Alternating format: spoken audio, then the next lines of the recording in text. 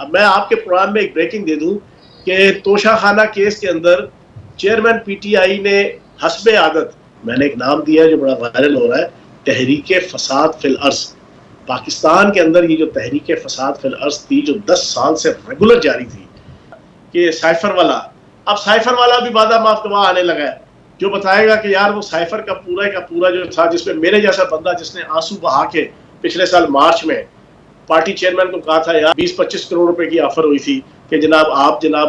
हमारे साथ हो, आपके साथ हमेशा ज्यादती होती रही है, आपको बड़ा जीलो खार करके हमेशा मिनिस्ट्री से उतारा जाता था, फला फला फला। मैं उस वक्त रोते हुए, तो आपको ऑफर कौन कर रहा था उस पार्टी चेयरमैन को, और पाकिस्तान इंडिया की आंखों में इतना नहीं खटकता जितना इजराइल की आंखों में खटकता है। पाकिस्तान का एटमी प्रोग्राम इंडिया को इतना नहीं तड़पाता जितना इजराइल को तड़पाता है। पाकिस्तान के एटमी प्रोग्राम और एटमी तनसीबात के ऊपर हमला करने की प्लानिंग पिछले 50 सालों में 40 सालों में इंडिया ने इतनी नहीं की जितनी इजराइल ने की है। अगर ऐसा होता है तो आपको क्या लगता है किसको ज्यादा फायदा होगा इलेक्शन डिले होने का? ये देखिए, इलेक्शन डिले हो या अभी हो, हालात तो ये है कि आपके सामने है कि पीटीआई जो कि इस जोन के अंदर है कि शायद इलेक्शन फौरन हो जाएंगे तो जनाब उनका टिकट होगा, फिर वही झंडे लहराएंगे, फिर वही नारे लगेंगे और फिर वही इक़्तिदार जनाब आपको मिल जाएगा और फिर एक बस इक़्तिदार आ जाएंगे। ये तो हर अंधे बहरे को भी समझ आ रही है जो सूरत हाल इस वक्त बनी हुई है, जो आपके पर्चे हैं, जो 9 मई की दहशत गर्दी है, उस दहशत गर्दी के ऊपर पाकिस्तान की रियासत और पाकिस्तान के रियासती इदारों का और इस्टेब्लिशमेंट का जो इस वक्त स्टैज है, उसके मुताबिक मुझे तो नहीं नजर आता कि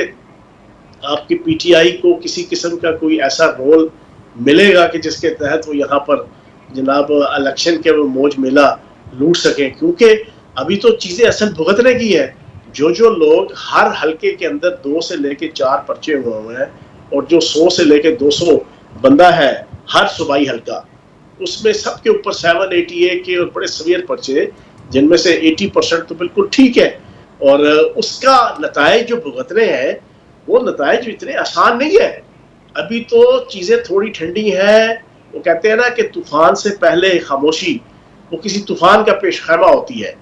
खामोशी जो है ना, वो किसी तूफान का पेशखैमा होती है। अभी बड़े ही slow and study paper work, file work complete हो रहा है। पीटीआई के चेयरमैन से लेके वो तमाम 100, 150, 200 अफराद, दहशत गर्दी के मुकदमात, 780A के मुकदमात, फिर उसके बाद मिलिट्री कोर्ट्स, उसके ऊपर प्रॉपर हाथ, और फिर पीटीआई के चेयरमैन के जो राइट और लेफ्ट इंतहाई इंपॉर्टेंट शख्सियात हैं, वो तकरीबन अक्सर वादा माफगवा बन चुकी है,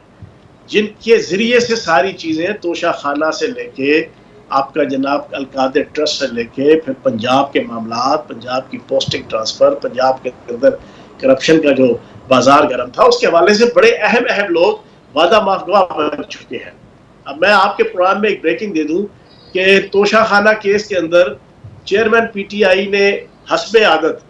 अपना सारे का सारा मलबा अपने मिलिट्री सेक्रेटरी के ऊपर जो है डालने की कोशिश की और खुद पतली गली से निकलने की कोशिश की कि भाई मुझे तो कोई नहीं पता, ये तो मिलिट्री सेक्रेटरी का कसूर है कि उन्होंने अंडर इनवाइस बनाई और जनाब अशिया की कीमतें कम रखी, तोहफों की कीमतें कम जनाब उन्होंने मार्केट से जनाब रखवाई। तो वो जो मिलिट्री सेक्रेटरी थे उन्होंने भी जनाब इन्वेस्टिगेटिव अदारों को, रियासती अदारों को एक एक डिटेल बता दी है कि जनाब इसमें मेरा तो कोई फॉल्ट नहीं। तोहफे तो घर में गए हैं चेयरमैन पीटीआई के घर, तोहफे तो वजीर आजम के घर गए, तोहफे मेरे घर तो नहीं आए ना, तोहफे किसी और सेक्रेटरी के घर तो नहीं गए। उसने भी जनाब अच्छी खासी इंफॉर्मेशन दे दी है। और उसके अलावा जो प्रिंसिपल जनाब इनके बहुत से इंपॉर्टेंट सेक्रेटरी थे, आजम खान राइट हैंड थे, लेफ्ट हैंड थे, पॉलिटिकल राइट हैंड थे, लेफ्ट हैंड थे। तो मैं ये समझता हूं कि यहाँ पर अगले इलेक्शन के अंदर पीटीआई का कोई रोल नहीं है, कोई किसी किस्म का। ये सही तरीके से अपनी जनाब गुनाह और अपने जराइम अगर उसी कोई भुगत ले तो यही बहुत। तो चौहान साहब, डोमिनेंट फैक्टर तो फिर ये भी है ना कि जो पीटीआई चेयरमैन और पीटीआई के खिलाफ फाइल वर्क हो रहा है और फिर इसको भी किसी मंतकी अंजाम तक पहुंचाना है, तो जब तक ये नहीं पहुंचता तब तक भी इलेक्शंस नहीं होंगे, यानी उससे पहले पहले ये भी चैप्टर क्लोज करना जरूरी है। देखिए मैंने कल एक प्रेस कॉन्फ्रेंस की, उसमें मैंने बड़ी डिटेल से कुछ चीज़ें बताई कि किस तरीके से इजरायली लॉबी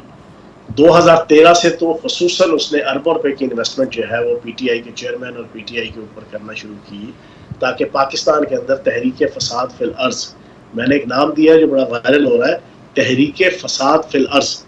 पाकिस्तान के अंदर ये जो तहरीक फसाद फिल अर्ज थी, जो 10 साल से रेगुलर जारी थी, कि किसी तरीके से भी पाकिस्तान की रियासत को, पाकिस्तान की सियासत को, पाकिस्तान की माशरत को, पाकिस्तान के खजाने को और मीशत को सुकून नहीं आने देना। हर वक्त आपा धापी, चीना छपटी, मारा मारी, ताइफल मलूकी, तू तू ताता, ओए तोए, जनाब लेग पोलिंग, धरने, रैलियां, मार धाड़, हर चीज। और फिर वो एंड पे आके आखिरी 1.5 साल जिसमें बड़े ही, अब ये जो आप कहते हैं ना कि साइफर वाला, अब साइफर वाला भी वादा माफ गवाह आने लगा है, जो बताएगा कि यार वो साइफर का पूरा जो था, जिसमें मेरे जैसा बंदा जिसने आंसू बहा के पिछले साल मार्च में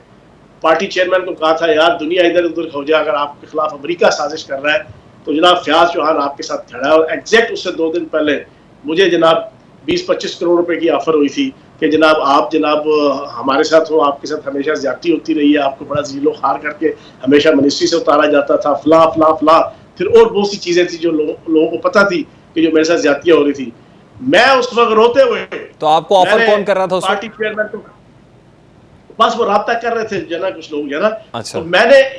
मीटिंग हुई तो मैंने पार्टी चेयरमैन को कहा जनाब 7 बंदों की, सब सीनियर 3 जो 7 मिनिस्टर थे उनकी मीटिंग बुलाई, बुजदार साहब भी मौजूद थे सीएम सेक्रेटरिएट में। तो हमने जनाब बड़ा रोते हुए कहा यार अमेरिका के खिलाफ हम आपके साथ खड़े हुए हैं जनाब, अगर अमेरिका आपके साथ ज्यादती कर रहा है। अब वही 3 से 4 महीने गुजरे जब, तो जुलाई अगस्त के अंदर हमें सख्ती के साथ जनाब ये ऑर्डर मिलना शुरू हो गया बीइंग अ तर्जमान, कि आपने कतई भी किसी प्रेस कॉन्फ्रेंस के अंदर, किसी मीडिया टॉक के अंदर, किसी टॉक शो के अंदर अमेरिका को जनाब ब्लेम नहीं करना, अमेरिका के ऊपर तनकीद नहीं करनी, साइफर के हवाले से ज्यादा गुफ्तगू नहीं करनी, साइफर के हवाले से जनाब इशूज रेज नहीं करने। ये चौथे 5वें महीने जनाब स्टार्ट हो गया था। कहने का मकसद है ना, फिर जनाब आपका कोई पिछले साल अगस्त सितंबर के अंदर एक यहूदी जनाब लॉबिंग फर्म है, उसको हायर कर लिया गया कि वो अमेरिका के अंदर जनाब प्रेसिडेंट जो बाइडेन के एडमिनिस्ट्रेशन को जनाब मोटिवेट करे कि नहीं जनाब पीटीआई और पीटीआई का चेयरमैन वो आपका दुश्मन नहीं है, वो आपका मुखालिफ नहीं है, वो आपका दोस्त है, वो आपके साथ चलना चाहते हैं, वो आपके साथ कोऑर्डिनेट करना चाहते हैं, वो आपकी जो पॉलिसीज हैं रीजन के अंदर और दुनिया के अंदर उसको मटेरियलाइज करने के लिए, इम्प्लीमेंट करने के लिए आपके साथ तैयार है। फिर उसके ऊपर जनाब सारी कहानी, फिर जनाब अमेरिकन कांग्रेस के 80 मेंबर जिनमें से 40 से ज्यादा यहूदी थे, फिर जनाब आपकी कांग्रेस वुमेन जो यहूदी थी उसके जरिए से सारी। तो कहने का मकसद है एंड में आ गया इजराइल आ गया। पाकिस्तान की 75 साल 76 साल और इसराइल के 75-76 साल की हिस्ट्री, कभी इसराइल पाकिस्तान के मामलात में इतना नहीं। आपने तो अपनी प्रेस कॉन्फ्रेंस के अंदर ये इंकशाफ भी किया कि Imran Khan chairman PTI Israel को तस्लीम करने का इरादा रखते थे। मैंने ये चीज रखी कि जब 25 जुलाई 2018 को हमारी हुकूमत बनी, उसके एग्जैक्ट 2 महीने बाद, ये कुछ सितंबर की बात है, पिंडी से कौमी असम्बली की मेंबर आसमा अदीद थी, उनके जरिए से मार्केट का भाव चेक करने के लिए पीटीआई की क़यादत और पीटीआई चेयरमैन ने एक रेजोल्यूशन जनाब on the floor of the house assembly में पेश की थी। ये मैं अपनी तरफ से बना के नहीं बता रहा, ये सारी दुनिया को पता है, ये कायदा सारी दुनिया ने इसको देखा सुना। उसने रेजोल्यूशन पेश की असेंबली के फ्लोर पे कि इसराइल को तस्लीम कर लेना चाहिए पाकिस्तान को, और इसराइल से किसी किस्म की दुश्मनी नहीं करनी चाहिए, क्योंकि यहूदी भी हमारे अहले किताब है। नहीं, आप ये कह रहे हैं कि आइडिया पिंडी से चला था, आप ये कह रहे हैं? मैं बता रहा हूँ आपको, मैं सही से बताता हूँ। अच्छा, उसमें जस्टिफिकेशन ये दी गई आसमा अदीद की तरफ से, और आसमा अदीद की जितनी पसली है ना, जितना मजाज है, मैं जानता हूँ उसको, वो आदि एबनॉर्मल खातून है, उसके बस की बात नहीं है ना उसको हिस्ट्री का। ये पीछे से पूरा प्री प्लान पार्टी चेयरमैन और पार्टी लीडरशिप की तरफ से जनाब ये चीजें लॉन्च हुई थी। उसमें जस्टिफिकेशन ये दी गई कि रियासत मदीना जो कायम की थी नबी पाक सल्लल्लाहु अलैहि वसल्लम ने, उसके अंदर जो कबाइल थे मदीना के इर्द गिर्द यहूदियों के, उनके साथ मुआहदे किए गए, उनसे दोस्तियां की गई, उनको अच्छे तरीके से पुरअमन माहौल दिया गया, फला फला फला। वो भी कटा छठा मैंने कल हिस्ट्री के इस्लामी तारीख के कुछ अवराज जो है ना, मैंने कल अपनी प्रेस कॉन्फ्रेंस में खोले थे। ये बुनियादी तौर पे पार्टी चेयरमैन की तरफ से आई थी। अगर इतना, कितनी बड़ी वायलेशन है, पाकिस्तान की 24.5 करोड़ आवाम के दिलों को चीर के रख दिया गया, लेकिन उसके ऊपर क्या कोई तादीबी कार्रवाई हुई? उस रुकने कौमी असम्बली के वाले से उसे कोई रिजाइन लिया गया? क्या उसको असम्बली की रुकनियत से फारिग चौहान साहब, करवाया ये गया? राज भी आप पे आज मुनकशफ हो रहे हैं या उस वक्त भी मुनकशफ हो चुके थे? सर ये चीजें सारी देखते चले आ रहे थे ना जी, आहिस्ता आहिस्ता आहिस्ता आहिस्ता हर चीज जरा देखते देखते। अब देख रहा, इसराइल जब खुल के बोला है तो हर वो पाकिस्तानी जिसका एज अ मुसलमान दिल धड़कता है, एज अ इंसान दिल धड़कता है, क्योंकि फलस्तीनियों के ऊपर जुल्म और उम्मत मुस्लिमा के ऊपर जुल्म, और पाकिस्तान इंडिया की आंखों में इतना नहीं खटकता जितना इजराइल की आंखों में खटकता है। पाकिस्तान का एटमी प्रोग्राम इंडिया को इतना नहीं तड़पाता जितना इजराइल को तड़पाता है। पाकिस्तान के एटमी प्रोग्राम और एटमी तनसीबात के ऊपर हमला करने की प्लानिंग पिछले 50 सालों में, 40 सालों में इंडिया ने इतनी नहीं की जितनी इजराइल ने की है। अब उस इजराइल ने अगर जना अक़वाम मुत्तहिदा के फ्लोर पे 4 मिनट से जायद